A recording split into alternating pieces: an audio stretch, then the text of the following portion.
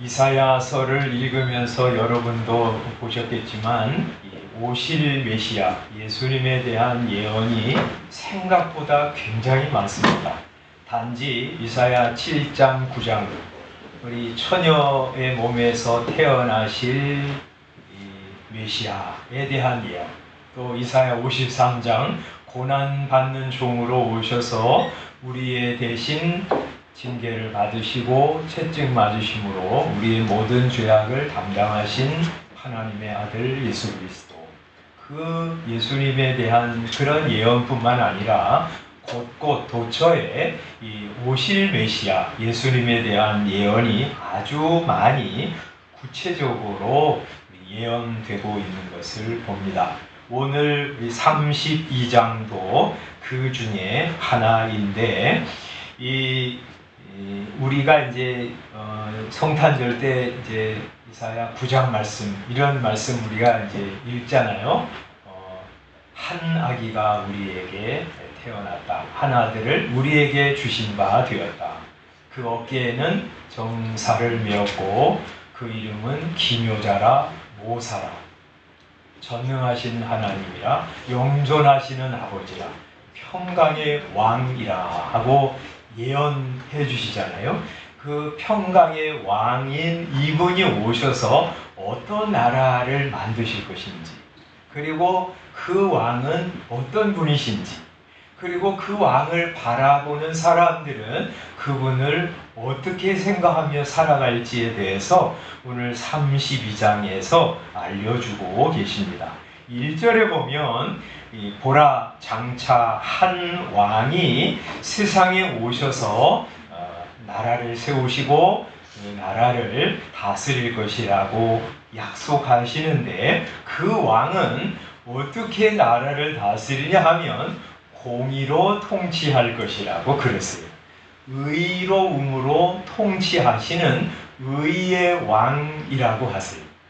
그 왕이 의로운 왕이시기 때문에 그의 방백들, 그의 이 나라의 지도자들도 그렇게 다스리겠죠. 그래서 방백들이 정의로라고 되어 있는데 공평으로 다스릴 것이라 하고 말씀하십니다. 이분은 의로운 왕이시고요, 의로운 통치를 행하실 왕이세요. 의로울 뿐만 아니라 그분은 긍휼이 한없는 분이라고 그러세요. 그래서 2절에 이렇게 그 왕이 어떤 분이신지를 말씀하세요. 그 사람은 광풍을 피하는 곳, 아주 아마 미친 바람같이 바람이 불 때도 그 광풍을 피하는 곳 같을 것이고, 폭우, 막 세찬 비바람이 내릴 때에도 그 폭우를 가리는 그런 곳 같을 것이며, 그분이 또 마른 땅에 냇물 같을 것이며 곤비한 땅에 큰 바위 그늘 같을 것이라, 그렇게 말씀하십니다. 마른 땅을 걸어가는 사람들에게 냇물이 있는 거 얼마나 좋은 일이에요. 거기 가서 내려가서 물도 마시고 또 손도 씻고 얼굴도 씻고 생기를 얻어서 다시 걸어가잖아요. 또 곤비한 땅을 걸어가는 사람들에게 큰 바위 그늘이 되어 주셔서 쉼을 얻게 하시는 것입니다. 우리나라는 더울 때는 뭐 그늘에 들어가도 별로 시원하지 않지만, 이 중동이나 이런 땅에는 이 습도가 없어가지고요, 이 한낮도 굉장히 더운 때에도 큰 바위 그늘에 들어가면 굉장히 시원해요. 그래서 제가 이제 이집트, 이스라엘 그렇게 갔을 때 가이드가 그러더라고요. 이제 시내산에 올라갔다가 거기서 내려오는데 벌써 오전인데도 너무 더워요. 막 햇빛이 얼마나 뜨거운지 몰라요. 그러면서 잠깐 스톱하라고 그러더니 바위 곁으로 들어가라고, 거기서 체험 한번 해보라고 그러는데, 그 막 뜨거운 햇빛 속에서도 바위 그늘에 들어가니까 얼마나 시원하지. 예수님이 그런 분이라고 그랬어요. 메마른 땅을 걸어가는 인생들에게, 곤비한 땅을 걸어가는 인생들에게 그런 냇물 공급해 주시는 큰 바위 그늘이 되어 주셔서 우리에게 쉼을 허락하시는 분이라고 말씀하세요. 그분은 그러므로 의의 왕이시고 긍휼이 한없는 왕이시라고 그러세요. 그래서 그 나라의 백성들은 의와 긍휼이 많은 왕을 바라볼 때 그 기쁨이 있어요.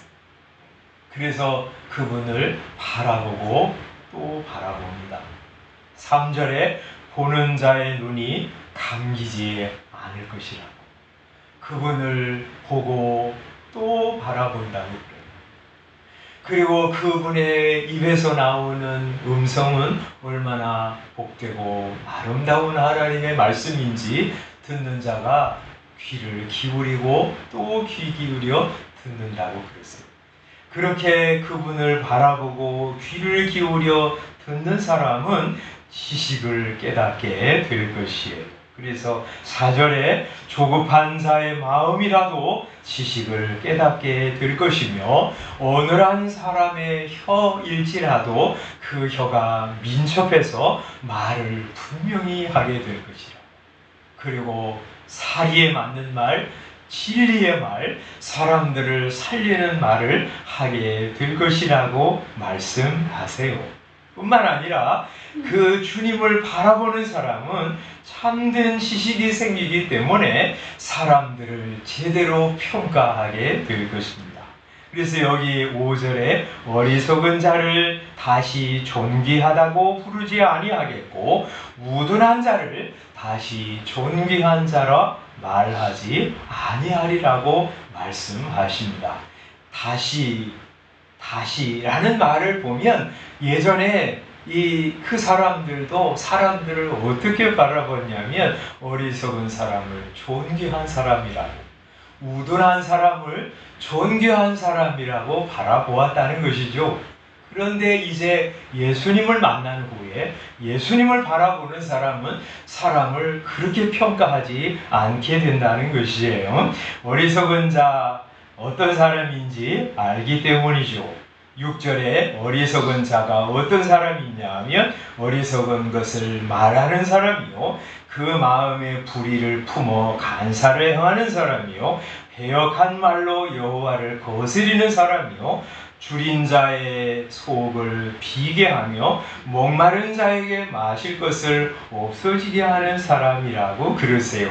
줄인 자를 도리어 먹이고 목마른 사람을 마시게 해야 되는데 도리어 줄인 사람의 속을 비게 만들고 목마른 사람들에게 마실 것을 도리어 없어지게 만드는 사람이라고 그러세요. 그래서 이런 사람을 보고 예전에는 저 사람 인생 참 나도 본받고 나도 저렇게 살아가면 좋겠다 하고 생각했지만 이제는 그런 사람을 존귀한 사람이라고 부르지 않습니다. 이 사람의 핵이 뭐냐면 여호와를 거스리는 거예요. 그래서 성경은 이런 식으로 표현할 때가 있어요. 설명을 이렇게 하고 중간에 중요한 개념, 그 나중에 또 중요하지 않은 개념을 이렇게 표현할 때가 있어요. 그래서 이제 데살로니가 전서에 대표적으로 그런 말씀이 있는데 바울 사도가 복음을 전할 때 능력과 성령과 큰 확신으로 전했다 이런 말씀을 하거든요. 능력, 성령, 큰 확신이라고 하는 그 표현은 성령님이 우리에게 임해서 내가 하나님의 말씀을 전할 때 능력으로 나타나고 큰 확신 가운데 전했다 이런 말씀을 하는 것이거든요. 여기 이제 이 6절에도 이 어리석은 사람의 핵이 뭐냐면 여호와를 거스리는 거예요. 여호와가 있는 걸 몰라요. 하나님이 없다. 그래서 어리석은 사람이. 그래서 그 하나님 없는 사람은 패역한 말로 하나님을 거스리며 살아요. 그 사람은 반드시 어리석은 말을 하게 돼 있어요. 그 다음에 마음에 불의를 품고 간사를 행하게 되어 있습니다. 사람들 잘 대하고 살리는 것 같지만 줄인 자의 속을 도리어 비게 만들고 이 목마른 사람들에게 마실 것을 없어지게 만드는 사람이에요.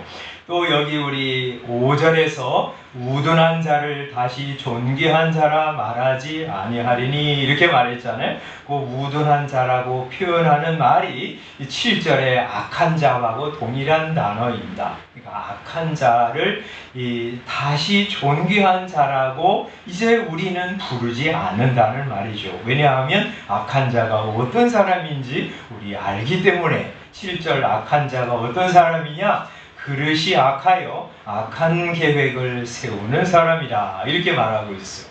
여러분, 제가 성경 설교하면서 악한, 잠언에서도 시편에서도 그렇게 여러 번 말씀드렸지만, 악한다는 말은 아주 흉악한 짓을 저질러 가지고 감옥에 들어갈 만한 그런 흉악범들을 얘기하는 것이 아니라, 그들도 포함하지만 하나님 없는 사람, 그런 사람을 성경이 악한 사람이라고 말해요. 그래서 하나님 없는 이라고 하는 말을 여기 7절에 대입하면 아주 정확합니다. 하나님 없는 사람은 그 그릇이 하나님 없기 때문에 하나님 없는 계획을 세우는 거예요. 그래서 그 사람은 진심으로 말하지만 또 자기는 진리라고 생각하면서 말하지만 결국에는 진리 아닌 것을 말하게 되고요. 또 거짓말을 말하게 되고, 그러면 진리를 말하는 사람을 억압하고 압제하게 돼 있어요. 그걸 알기 때문에 이제 이 왕을 주목하는 사람은 악한 사람, 하나님 없는 사람을 귀한 사람이다. 아, 저 사람 인생처럼 내가 살아가야 되겠다. 이렇게 생각하지 않는다는 말입니다. 또 그 왕을 알고 믿고 바라보는 사람은 존귀한 사람이 어떤 사람인지도 알아요. 그래서 8절에 이렇게 말씀하죠. 존귀한 자는 존귀한 일을 계획하나니 그는 항상 존귀한 일에 서리라 말씀하세요. 이 6절 7절에서 어리석은 사람, 악한 사람과 대조가 되는 것이죠. 그러니까 악한 사람은 악한 계획을 세우지만 존귀한 사람은 항상 존귀한 일을 계획합니다. 말하자면 대조예요. 그죠? 무슨 말이에요? 그 마음에 거룩한 것, 아름다운 것, 선한 것, 하나님이 기뻐하시는 것을 생각하고 그런 계획을 세워요. 내가 하나님이 기뻐하시는 걸 뭐가 있나? 내가 어떻게 인생을 살아가야 되나? 하나님 앞에 하면서 선하고 존귀한 계획을 세웁니다. 그래서 그는 항상 존귀한 일에 서는 자가 되요. 그것이 오늘 우리에게 주시는 말씀인데, 이 말씀 우리 보면서 두 가지 교훈을 우리 생각하면서 말씀을 전하려고 합니다. 첫 번째는 교회의 왕이신 예수님은 의로 통치하시는 의의 왕이시다 하는 것입니다.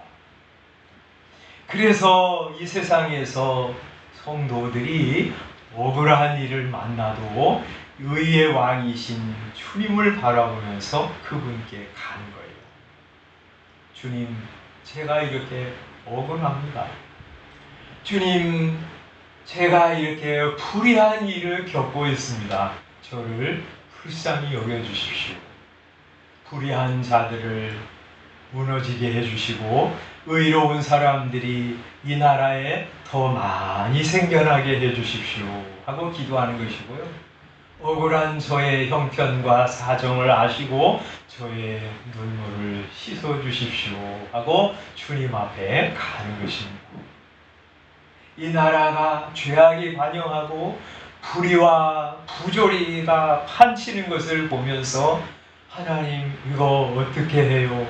하나님이 바로 잡아주세요.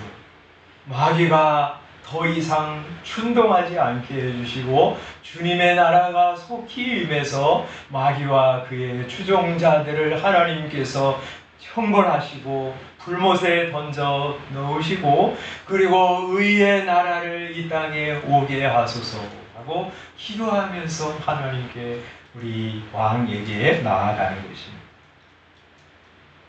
또 이 왕은 어떤 왕이라고요? 광풍을 피하는 곳, 폭우를 가리는 곳, 마른 땅에 냇물 같은 분, 그리고 곤비한 땅에 큰 바위 그늘 같은 분이라고 우리에게 소개해 주시잖아요. 그래서 환난을 당한 사람은 이 왕에게 감염되는 것이죠. 제가 질병 때문에 또 우리 가족 때문에 너무 마음이 힘듭니다. 주님 불쌍히 여겨주십시오 하고 주님 앞에 가는 것입니다. 인생길을 걸어가는 것이 고단하고 힘겨워서 어깨를 짓누를 때 주님 이거 담당해 주십시오 하고 가는 것입니다. 마른 땅에 냇물과 같은 은혜를 허락해 주십시오. 곤비한 땅에 큰 바위 그늘같이 저를 가두어 주셔서 주님 품에서 쉬게 하셔서 새 힘을 공급받아 살아가게 해주십시오 하고 주님께 가는 것입니다. 여러분 그렇게 주님께 나아가시기 바랍니다. 의의 왕 긍휼이 한없는 주님께 말입니다. 둘째, 의로우신 왕 긍휼이 한없으신 그 왕을 바라보고 또 바라보라는 것입니다. 그러면 우리는 사람에 대한 시각이 바뀌게 될 것입니다.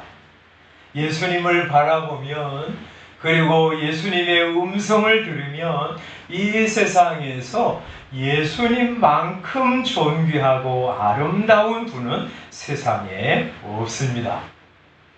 그래서 우리는 예수님을 만난 후에 이 세상에서 산 사람 중에서 예수님만큼 아름답고 놀랍고 존귀한 분은 없다 생각하면서 그분을 주목하고 또 주목하는 거예요.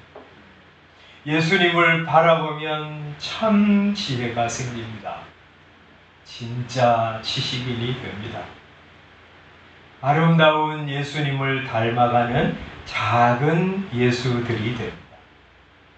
우리 인생은요, 누구를 바라보느냐에 따라서 달라집니다. 깡패를 계속 바라보는 사람은 깡패가 될 거예요. 사기꾼 늘 따라다니면서 보는 사람은 자기도 모르는 사이에 사기꾼이 됩니다. 김일성을 계속 바라보니까 김정일이 그 똑같은 사람이 된 거고요. 김정일 계속 바라보니까 김정은도 똑같은 사람이 됩니다. 이 세상에 존재했던 사람 중에서 예수 그리스도처럼 아름답고 존귀한 분이 없어요. 그래서 우리는 그분을 보고 또 보는 것이고요. 그분의 음성을 듣고 또 듣는 것입니다. 구약 성경을 통해서 보고 신약 성경을 통해서 보고 그 예수님이 말씀하신 거, 예수님이 사람들을 대하는 방식, 예수님의 지혜와 아름다운 성품 하나하나 깨달을 때마다 주님, 저 예수님처럼 살게 해주십시오 하고 기도하고 갈 때 예수님을 닮은 사람, 그래서 존귀한 사람이 되어갑니다. 예수님을 바라보면 예수님을 올바로 보게 될 뿐만 아니라 사람을 보는 시각도 달랐습니다. 사람을 외모로 보지 않게 됩니다. 예수 믿는 사람들이 얼마나 귀한 사람들인지도 알게 됩니다. 그래서 우리 고린도후서 5장에 보면 바울 사도가 이런 말씀을 하고 계세요. 5장 16절을 보면 중간에 이렇게 말씀하죠. 비록 우리가 그리스도도 육신을 따라 알았으나 이제부터는 그같이 알지 아니하노라 하고 말하고 있습니다. 특히 바울 사도가 말이죠. 예수님을 예전에 만나기 전에, 부활하신 예수님 만나기 전에 예수님을 어떻게 생각했어? 육신을 따라 생각했다는 거죠. 예수님 살아계실 때, 사역하실 때 바울 사도도 예수님을 아마 보았을 거예요. 그의 음성도 들었을 거예요. 그런데 이사야 53장에서 말씀하시는 것처럼 예수님의 겉모양은 그렇게 막 사람들의 시선을 확 끌고, 야, 보기만 해도 마음이 녹아지고 그분에게 감명을 받을 만한 그런 외모를 갖춘 것은 아마 아니었을 거예요. 53장에 그렇게 말씀하잖아요. 그는 연한 순 같고 마른 땅에서 나온 뿌리 같아서 고운 모양도 없고 우리가 보기에 흠모할 만한 아름다운 것이 없도다, 그렇게 말씀하잖아요. 그러니까 예수님의 형상을 보기만 하면 막 끌리고 막 넋이 나가고 감명을 받고 그런 형상으로 예수님이 온 것은 아니라고 볼 수 있어요. 그죠? 예수님은 도리어 굉장히 평범한 사람의 모습으로 오셨어요. 뿐만 아니라 그분은 사람들에게 배척을 받으시고 소외를 당하시고 나중에는 십자가에 못 박히실 때 옷을 다 벗김당하시고 벌레처럼 그냥 나무 위에 달려서 비참하고 초라한 모습으로 세상을 떠나셨죠. 그것을 보면서 바울이라고 하는, 사울이라고 하는 사람, 이 사람, 저 사람 저주받은 사람이야. 신명의 말씀에 보면 나무에 달린 자마다 저주를 받은 자라고 했는데, 나무에 달려 십자가에서 죽은 저 예수 저주받은 자. 저 사람들 놀라운 어떤 이적들을 가지고 미혹하려다가 뜻을 이루지 못하고 죽은 종교 사기꾼이야, 이 정도로 생각했을 거예요. 그런데 부활하신 예수님을 만났어요. 생각이 바뀌어졌습니다. 예수님을 만나자 사람을 보는 시각이 바뀌어졌어요. 예수님이 고난받으시고 너무나 평범한 모습으로 오신 것은 이런 평범한 사람, 낮은 사람, 아무것도 없는 사람 구원하시기 위한 하나님의 사랑인 걸 알게 되었고요. 그런 죄인들의 죄를 다 담당하시고 죽으시기 위해서 비참하고 초라한 모습으로 세상을 떠나신 것도 알게 되었습니다. 그래서 이제부터는 예수님을 육신에 따라서 알지 아니하노라. 외적인 것을 보고 예수님을 판단하지 않는다고 말하고 있는 거죠. 그분을 영광의 왕, 존귀하신 분으로 바라보고 있는 것이고요. 예수님을 그렇게 바라보자 16절에 사람들도 육신을 따라서 알지 아니하게 되었다고 말하고 있어요. 그러므로 우리가 이제부터는 어떤 사람도 육신을 따라 알지 아니하노라 하고 말하고 있습니다. 여러분, 그래서 사람들 바라보면서 이 평가하는 방식이, 시각이 달라진 거예요. 사람들처럼 예전에 많이 배운 사람, 돈 많이 가진 사람, 권력 있는 사람, 높은 자리에 간 사람, 바울 사도도 그런 사람, 굉장한 사람이라고, 존귀한 사람이라고 여겼어요. 그러나 이제는 그렇게 사람을 평가하지 않습니다. 배우지도 못한 사람, 소유도 없는 사람, 신분이 낮은 사람, 별거 아니라고 생각했는데 이제는 그런 생각으로 사람들을 바라보지 않게 되었어요. 첫 번째는 말이죠, 사람을 어떻게 바라보게 되었냐면 예수 그리스도 안에 있는 사람은 정말 존귀한 사람이구나 하는 것으로 보게 되었어요. 그래서 여기 이렇게 말씀하세요. 17절에 그런즉 누구든지 그리스도 안에 있으면 새로운 피조물이라 이전 것은 지나갔으니 보라 새 것이 되었도다 하고 말하고 있습니다. 누구든지 사람이 뭐 남자든지 여자든지 혹은 귀족이든지 평민이든지 노예든지 그 사람이 학식이 많은 사람들이든지 그렇지 않든지 뭐 부자든지 가난한 사람들인지 상관없이 그 사람이 그리스도 안에 있으면 그 사람은 새로운 피조물이라고 하는 시각으로 그는 바라보고 있는 거예요. 이 새로운 피조물, 이전 것은 다 지나갔는데 새 사람이 되었어요. 새 인류가 나타난 거예요.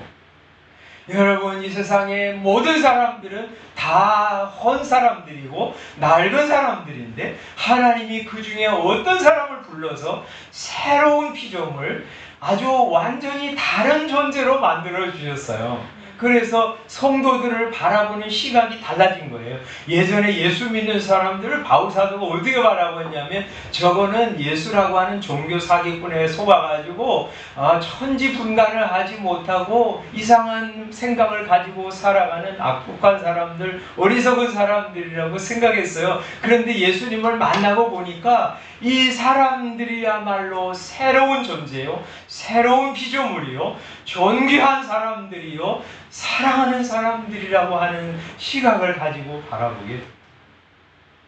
그래서 자기처럼 이렇게 주님 사랑하고 주의 복음을 전하는 사람들을 그는 6장에서 이렇게 평가하고 있어. 6장 8절 우리는 속이는 자 같지만 그러나 정말로는 참된 사람들이고 우리는 겉으로는 외적으로는 무명한 자 같으나 실은 유명한 자이고 우리는 겉으로는 죽은 자 같으나 우리가 살아있는 사람이고 우리는 징계를 받는 사람들 같으나 우리는 죽임을 당하지 아니하는 사람들이요 겉으로는 근심하는 자 같으나 항상 기뻐하고 가난한 자 같으나 많은 사람을 부유하게 하고 아무것도 없는 자 같으나 모든 것을 가진 자, 우리가 그런 자 하는 것을 알게 되었어.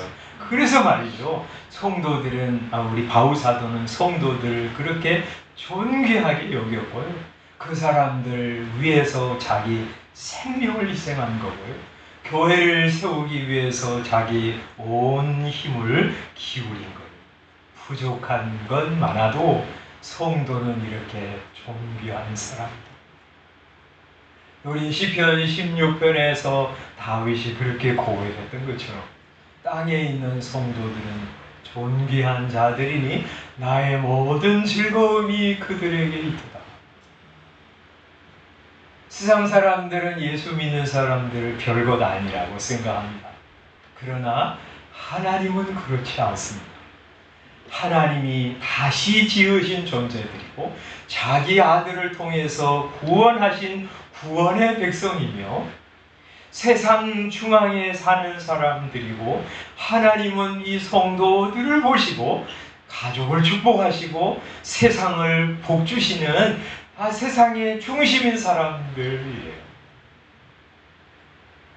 그래서 세상 사람들은 성도 귀한 줄 몰라도 우리는 성도를 귀하게 여기고 또 사랑하고 그 성도들과 함께 신앙생활하는 것 기쁨으로 여기면서 살아가는 거예요. 한 번은 로이드 존스 목사님이 연극장에 가서 연극을 보고 나오는 길이었습니다. 많은 사람들이 밤중이기 때문에 술 마시고 노래하고 이상한 곳에 드나들고 있었습니다. 그때 우리 구세군 우리 사관들이 종을 치면서 그 겨울에 은혜를 가난한 사람들에게 은혜를 베풀려고 하면서 종을 치고 노래하는 것을 보았습니다. 그러면서 이 로이드 존스 목사님이 그때 탁 깨달은 것이 있습니다. 나는 이 사람들 속에 속한 거예요. 나는 저 사람들이 아니라 이 사람들 속에 속한 사람. 그게 얼마나 큰 복인지 그는 새삼 깨달았다고 하는 간증을 말한 적이 있습니다. 뿐만 아니라 의의 왕, 긍휼 많으신 왕을 바라보는 사람은 성도 귀한 줄 알 뿐만 아니라 사람들을 차별하지 않습니다. 외적인 것을 보고 소유와 지식의 유무, 높은 자리와 외모 이런 것을 보고 더 우대하든지 그런 것이 없다고 무시하지 않습니다.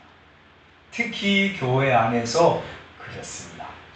야고보서 2장에 보면 이 초대 교회 때도 그런 일이 있다고 하면서 이 야고보 사도가 책망을 하잖아요. 어떤 사람이 회당에 들어왔어요. 교회당에 들어온 거죠. 근데 어떤 사람이 들어왔는데 아름다운 옷을 입고 손에는 멋진 금 반지를 끼고 또 목에는 아주 휘황찬란한 목걸이를 하고 들어왔을 거예요. 성도가 나가서 어이구 참 오셨습니다. 여기 앉으십시오. 조금 있다가 허름한 옷을 입은 사람이 예배당에 들어왔습니다. 그 성도가 이렇게 말합니다. 너는 거기 서 있든지 내 발 아래 앉든지 네 마음대로 해. 그렇게 할 때 우리 야고보 사도는 이렇게 말씀하십니다. 너희끼리 서로 차별하며 악한 생각으로 판단하는 자가 되는 것이 아니냐 하고 그들을 책망하고 있습니다. 우리는 그럴 수 없어요. 왜냐하면 야고보서 1장에 야고보 사도는 우리가 가지고 있는 믿음 때문에 우리 어떤 믿음을 가졌냐? 2장 1절에 내 형제들아 영광의 주 곧 우리 주 예수 그리스도에 대한 믿음을 너희가 가졌으니 사람을 차별하여 대할 수 없다 이렇게 말하고 있어요. 예수님을 뭐라 그래요? 예수님을 십자가에 달리신 십자가에 못 박혀 죽으신 예수 그리스도를 뭐라 그래요? 영광의 주로 받았다는 거예요. 그러니까 사람들은 예수님을 보면서 십자가에 못 박힌 저 조롱받는 모습의 예수를 생각하지만 그러나 우리는 그럼에도 불구하고 그분을 영광의 주로 받았어요. 저분이 지금 원래 영광의 주님이시고 영광스러운 일을 십자가에서 감당한 것이고 하나님 보좌 우편에서 지금 영광의 주로서 온 세상을 통치하고 계시다고 하는 사실을 이 성도들이 받은 거예요. 그러니까 예수님을 영광의 주로 받은 성도는 성도들을 외모를 보면서 판단해서 저 사람 외적으로 뭐 가지고 있는 사람을 우대하고 그렇지 못한 사람을 하대할 수 없는 거예요.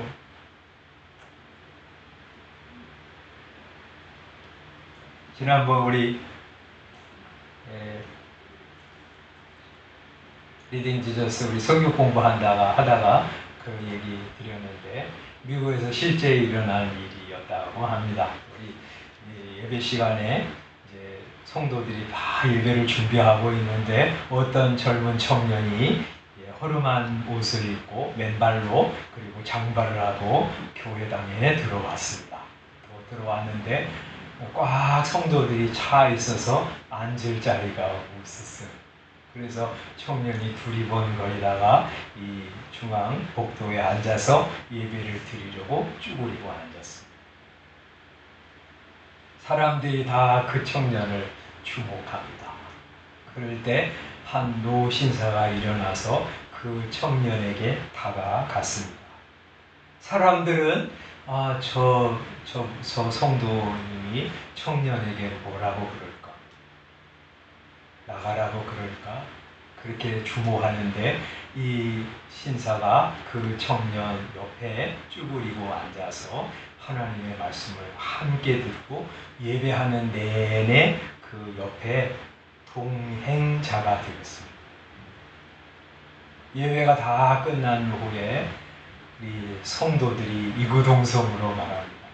오늘 예배 때 가장 은혜로웠던 일은 저 성도가 젊은 저 노숙자 같은 청년 옆에 쭈그리고 앉아서 함께 예배를 드린 것이로다. 교회에서는 허름한 사람, 배우지 못한 사람, 가지지 못한 사람, 이런 사람 홀대하고, 그래도 멀끔한 사람, 아파트 넓은 평수에 사는 사람, 외모가 나은 사람, 학식이 있는 사람, 그런 사람 후대하고 그러는 교회가, 우리는 생각을 바꾸는 것입니다. 우리 생각이 바뀌어진 사람입니다. 왜냐하면 예수님을 보았기 때문에, 예수님을 영광의 주로 알고 모시고 있는 사람이기 때문에, 세상에서 집도 없이 아무 소유도 없이 그냥 노숙자처럼 살았던 그 예수 그리스도를 영광의 주님으로 믿고 사랑하고 주목하면서 살아가는 사람이기 때문에 우리는 사람들을 그런 방식으로 바라보지 않습니다. 존귀한 사람, 예수 안에 들어온 사람은 존귀한 사람, 예수 밖에 있는 사람은 예수님 안에 들어와 존귀한 사람이 되어야 할 사람으로 바라보면서 우리 사람들을 바라봅니다. 그렇게 우리가 바라볼 때 예수님, 작은 예수가 되어서 살아갑니다. 오늘 말씀을 통해서 우리 의의 왕, 긍휼이 한없으신 왕 우리에게 소개해 주셨는데, 여러분 예수님께 가시기 바래요. 예수님을 주목하고 또 주목하시기 바래요. 그래서 예수님께 사로잡힌 여러분, 예수님께 여러분의 마음과 시선이 사로잡혀서 그분을 알아가도 또 알아가고 싶은 분, 보고 또 보고 싶은 분, 그래서 예수님 사랑하고 좋아하고 예수님 영광을 위하여 살아드리는 여러분, 예수님을 바라봄으로 여러분도 작은 예수가 되어 사람 그릇된 방식으로 평가하지 않고 성도 귀하게 여기고 불신자들까지라도 긍휼의 시선으로 바라보면서 살아가는 작은 예수들이 다 되시기를 주님의 이름으로 축원합니다. 기도하겠습니다.